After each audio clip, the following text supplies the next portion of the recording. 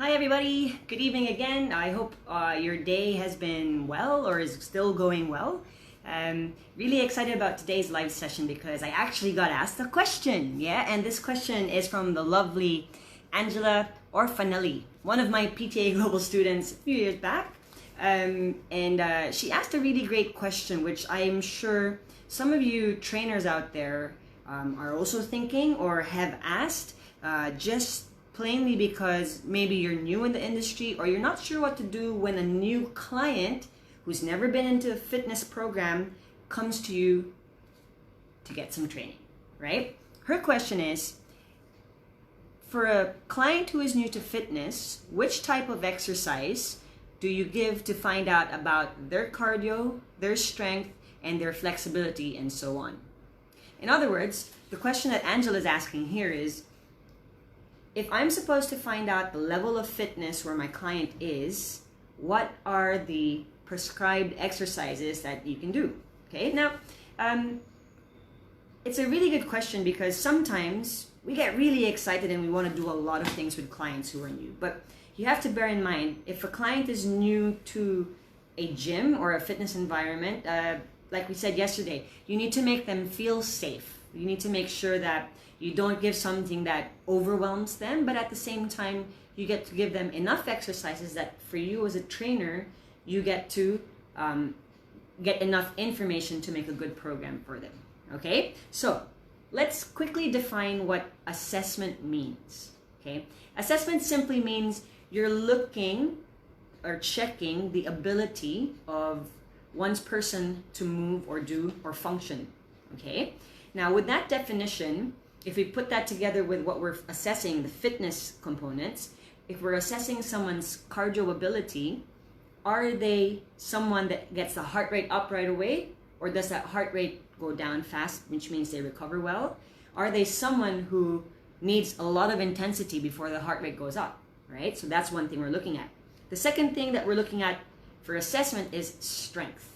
Strength is the ability to be able to carry a big weight once. That's 1 rep max. But what we're looking here in general for someone who's new is not the 1 rep max. We're looking for just, do they have ample upper body strength, ample lower body strength? And we'll discuss that a little bit more in detail, but we're just seeing, can they move their upper body and their lower body with enough strength to carry their weight or maybe a little bit more? Okay. The next thing we want to assess, flexibility. Yeah, why not, right? Flexibility, you want to see, do they have good range of motion through their joints? Are they able to move through a good range of motion through a certain exercise? When you think of all of these things, there's so much exercises that you can actually do to find out details about the client. Now, it's just knowing which exercise to choose to suit your client, okay? So, new client to fitness, has never done exercise before, doesn't know what weight to carry. We always think safe and conservative, okay? Now, before we even go to what kinds of assessments, it's really important to know what's the goal of the client, right? Has the client told you they're out for losing weight, out for gaining strength, out to feel good, or just feel, get more flexibility?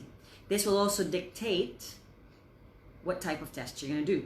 Okay, so let's just say the client says, I want to just get fitter, right, and lose some weight as well, and I've never done the gym.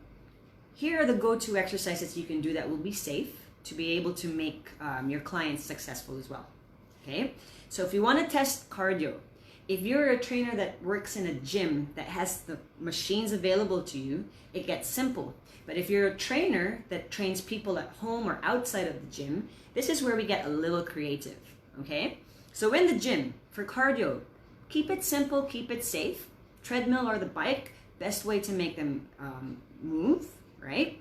Doesn't have to be long, it's just a matter of just seeing how they feel over 3 to 5 minutes. Or you can even do the 3-minute step test, where you actually get to monitor their heart rate and see how they feel going up and down with a constant rhythm on a step, right?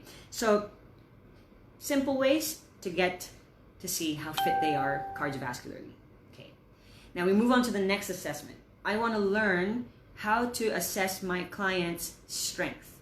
So the exercises that I would say is stick with simple and compound exercises. When we say compound, these are exercises involving a lot of muscles. We don't isolate. So you want to test two things, upper body strength and lower body strength. So if again you have access to machines, best way to check lower body strength is a simple leg press, right? You might ask them to do about 8 repetitions to 10 repetitions, see how they move through it, see how they feel, and that's one way to know.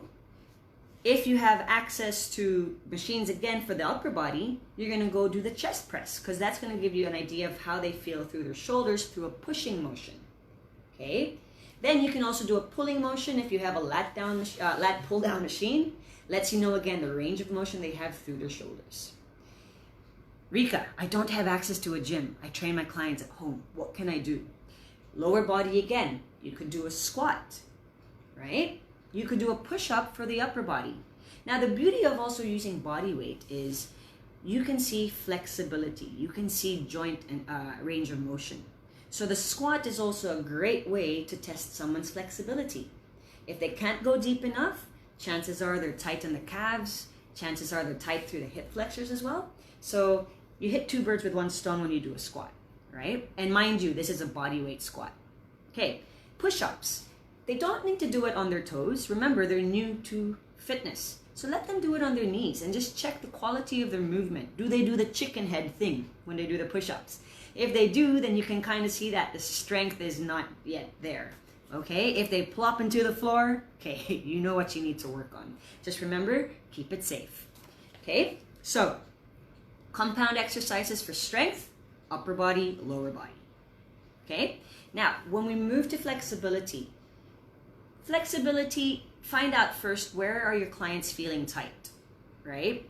If your client says, I'm tight through the hamstrings, tight through my lower back, a simple forward fold where you're standing with your feet hip distance apart and you just fold over and allow your body to hang. This allows you to see how much bend in their knees do they need to do or have for them to touch the floor. Okay, very, very simple. And again, a squat, really, really good way to find out where they feel restricted. So if I look back into it, I'm a trainer, a person who's new to fitness comes to me and says, I want to start training with you. And as a trainer, I'm like thinking, how do I find out where to start with this person? The test you want to do is some form of cardio, where you're going to make them go through either a step test. If you have the treadmill or the bike, let them try it. Strength, you want to check upper body and lower body. Compound exercises, get a lot of muscles involved, keep it safe. If you have the machines, leg press, chest press, lat pull down, these are 3 good machines to use. If you don't have machines, then you can do a bodyweight squat and you can do push-ups, a plank even, okay? For flexibility, find out where your clients feel tight and then make them move. Forward fold is always a good one, and a squat as well. By the way, adding an overhead reach with your squats lets you also see tightness through the neck and the shoulders and the lats. So I hope this actually makes it easy for you guys now to kind of have a go-to plan of where to take your clients through in a systematic way to check their fitness level. And once you start seeing a little trend or a little bit of a way that your client moves, that's also part of an assessment. You get to see their way of moving, and as a trainer, we should be watchful of, do they struggle to lift something up? Do they actually struggle to reach down? And if they do, this should be part of your assessment to see how they actually move, right? So, Angela, I hope I was able to answer your question well.